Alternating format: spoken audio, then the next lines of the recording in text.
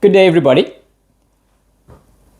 I'm about to go to the office, but before I leave to the office, I thought I would create a short video just to help you guys understand something called checksums. And one of the reasons you have to understand how computers work is we are surrounded by microcontrollers. And microcontrollers can either make life hard on you or it can make life a bit easier for you. So while I am making my cup of coffee, I'm going to try and enlighten you a little bit. So firstly, we are going to use, if I look here, we have a fridge. This fridge has a microcontroller at the back end that controls this fridge. That microwave there's got a microcontroller. The stove looks analog. Could be analog. No, I think it is analog. The coffee machine here, has got a. Now, when we do our training, when we start our training, we always start off with the introduction to automotive computers. And one of the things we do when we try to teach you guys about computers is you have to look at the characteristics of a computer. And one of the characteristics of a computer is that it should be able to accept input, it should be able to store that input, it should be able to process it and generate output. So let's have a look at the coffee machine. It has a touch screen, so I've made my selection there, cappuccino. Now I have another selection menu, and so the touch screen is both the input and the output. I'm going to press grind. It's going to grind the coffee beans. But in the back end there, we have memory. So that instructions will be stored most probably in EPROM memory. The timing for the motor is probably stored in EPROM memory. So it has ground the beans for 20 seconds.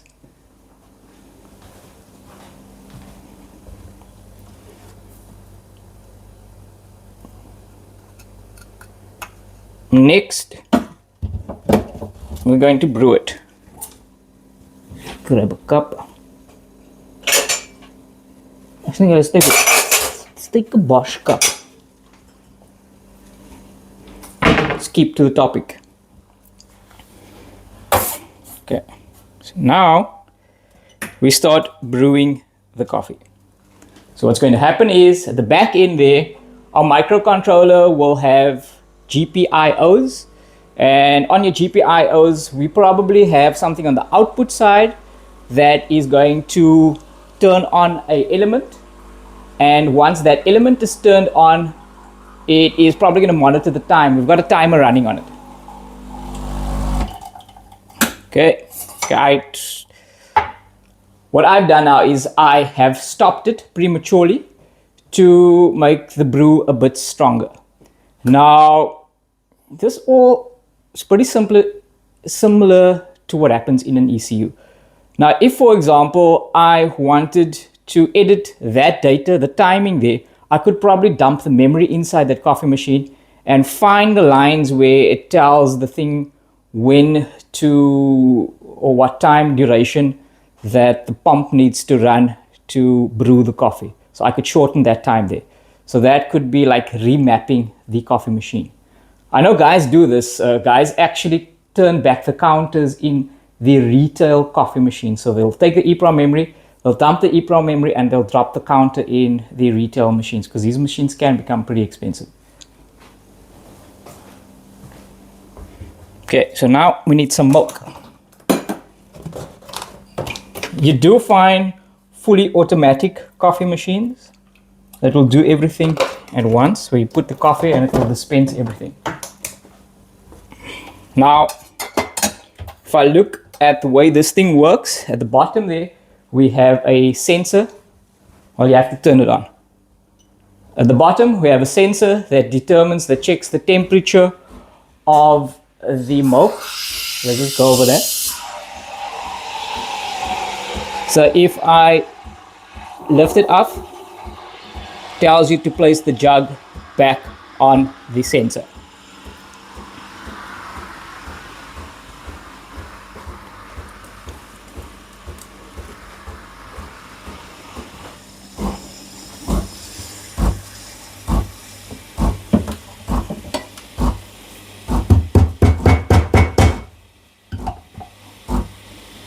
Now, many of you would say, what does this have to do with, what does this have to do with cars? What does this, it has everything to do with cars. And I'm going to give you one lesson, one example as to how microcontrollers can make your life easy. Understanding microcontrollers can make your life easy. Not understanding microcontrollers can make your life very difficult, especially mechanics. Right now, there's a couple of mechanics who are in shit, to put things bluntly, because they don't understand microcontrollers. One of them actually bought the ebook after they caused a problem, thinking something in the ebook can get him out of his problem. There are many mechanics around the globe that are stubborn, that don't want to learn about computers. When you learn how computers work, I can actually see on the ebook, I can see who's jumping ahead. If they're playing the game, if they're playing the ebook game, I have put some methods in there to prevent people from jumping ahead. But I see many get bored.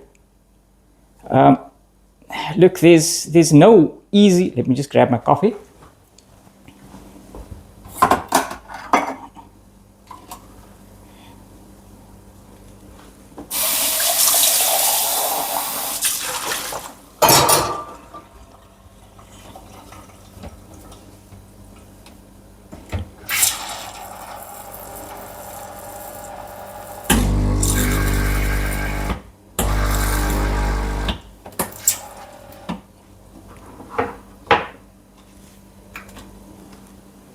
Sorry about that. Let's get back to it.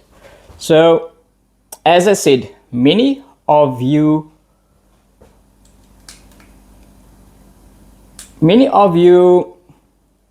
especially guys who are in the industry, who's hands-on, he's busy in the workshop, he doesn't see the benefit that learning about computers, or what learning about computers could do to benefit his workshop.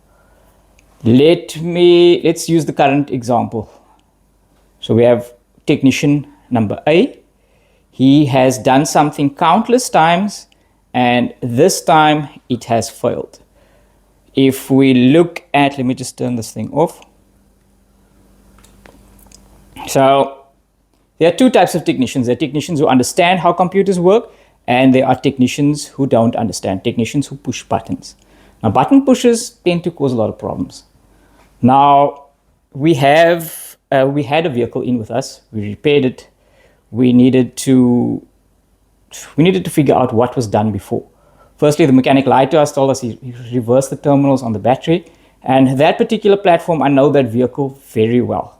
During the course, when we are planning to build things for training, we buy harnesses, we visit scrapyards. We don't just thumb suck things to teach you guys things.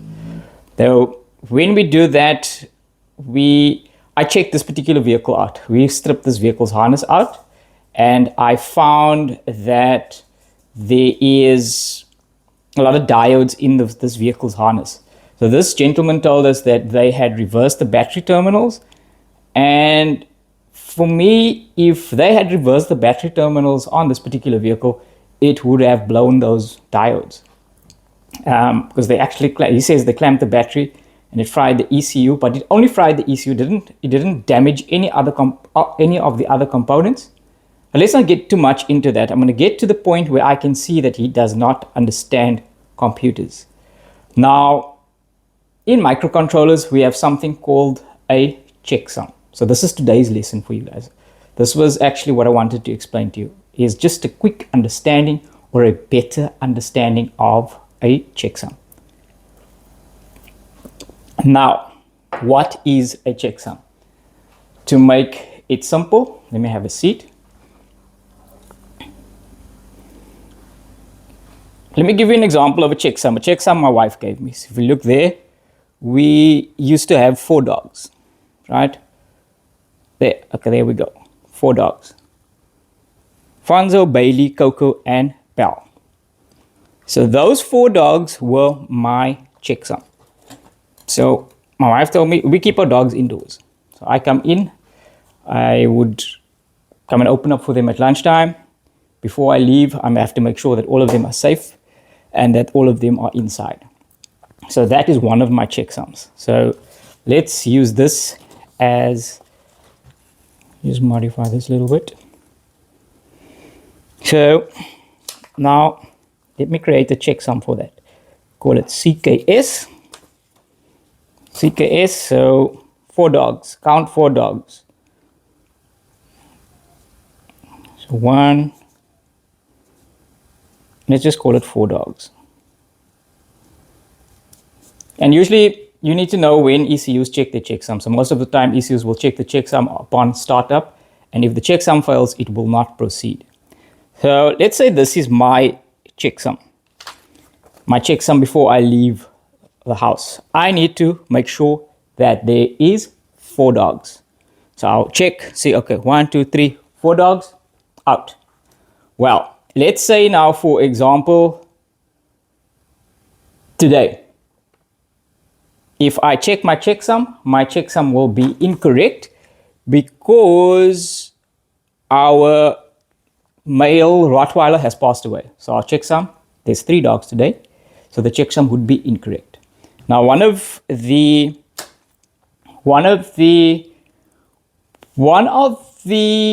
mechanics that I'm speaking about. So what he has done is he has damaged an ECU.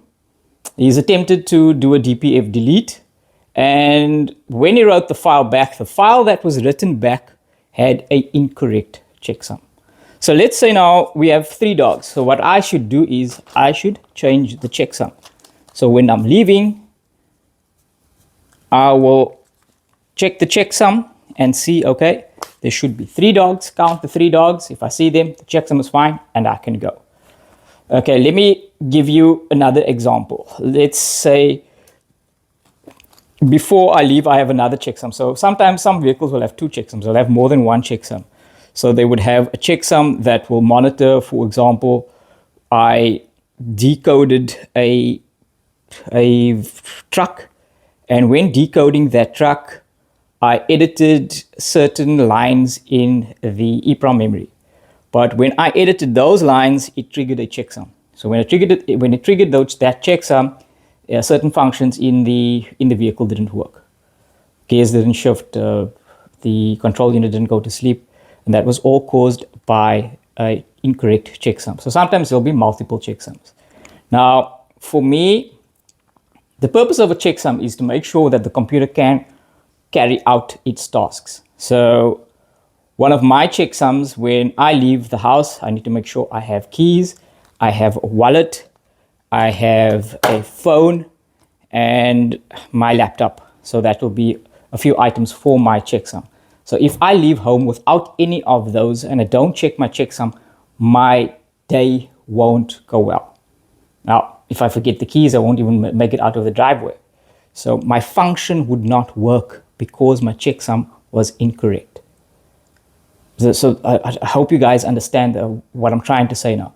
Vehicles have these checksums to prevent catastrophic failure, for example. Let's say the recipe has changed and the injection duration has shortened or the fuel mixture has been leaned out. That can cause catastrophic engine failure, and that is why certain ECUs have checksums. Certain ECUs will not start up at all if the checksum fails. Some ECUs will start up, but will go into a limp mode, and the limp mode is meant to get you to a workshop where the ECU can be checked. I hope this is helpful, but try to learn at least one lesson every day. I know for somebody used to working with spanners and multimeters, and it seems daunting to understand how computers work, but if you sit down, you will see that they are pretty simple. And once you understand them, you would understand what could go wrong or why things go wrong. For example, this mechanic now, he is saying that he's done this multiple times, and it's the only time that the checksum has failed on this particular ECU. There's various reasons this could happen. I had a look at that ECU, and the traditional checksums that applied to that ECU, it wasn't there. I even sent it to multiple guys just to double check my work to make sure that I didn't make a mistake. So what I think could have happened there is that particular vehicle, it's a late model vehicle, might have gone to a dealership and the software might have been updated. And when they updated the firmware, they added a new checksum calculation. I hope this makes sense. I hope this is able to assist you. If you haven't bought our book, you can buy our book. And we are also starting with a new 90-day program. And the 90-day program, we are going to be following Nolu and helping her make her business a bit more profitable. Knowing how to code keys, knowing how to program ECUs does not always make money. You need to build a business around it. You need to build a system behind it. And once you have a system, you can watch that system and see how you can tweak that system to make more money or run smoother. Sometimes making more money can create breakdowns and shut the system down. So sometimes reducing the amount of money that it makes, slowing it down a little bit, gets it consistent. And when it's consistency is what we are trying to aim for. Thank you, guys.